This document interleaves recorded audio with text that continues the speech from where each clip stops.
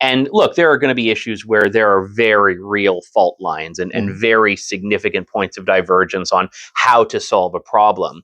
But very rarely do we have something that all sides can't agree is a problem. Right. And I think that's a starting point, because we all want to get to the same place.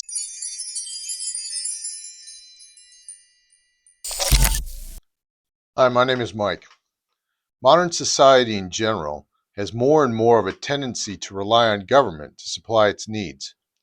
In the first of a new series of conversations with Member of Parliament Andrew Lawton from St. Thomas, Elgin, South London, we explore the role of the federal government in addressing and its limitations to deliver on that expectation. Have a listen. Today, it's my pleasure to welcome Andrew Lawton, Member of Parliament from South London, St. Thomas, and Elgin. Thanks for being here today. Hey, it's good to be with you, Mike. Thanks for doing this. Yeah, so tell us how you got into politics, because I know you're not a lifelong politician. No, I actually got interested in politics in the grade 10 civics class in high school, which I guess was probably the 1 in a million student that actually really enjoyed it and grabbed onto it.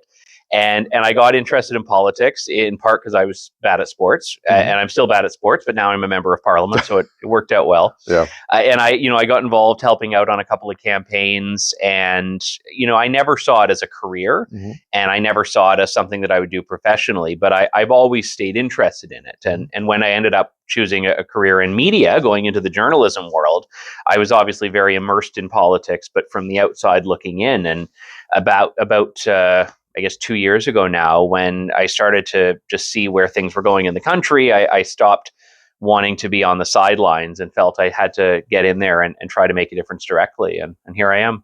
That's fantastic. We appreciate your service, of course. Thank you. So we talked recently with Joe Preston, and one of the things that Joe mentioned was back to his days as an MP under Jack Layton. He mentioned that, of course, they were very different politically. But they had about 60 to 80% that they actually agreed on. And so they were able to stay away from the things that they didn't agree on and work together on the things they did agree on. Do you see any of that cooperation in Ottawa now, or is that more difficult?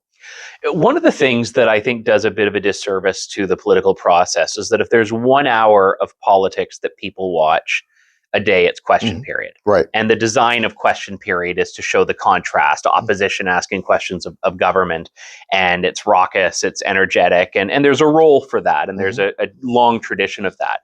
But what people don't see is all of the work that takes place that's a lot more collaborative, and all of the votes that pass unanimously, and all of the conversations you have, especially in a minority parliament where nothing gets done without more than one party cooperating.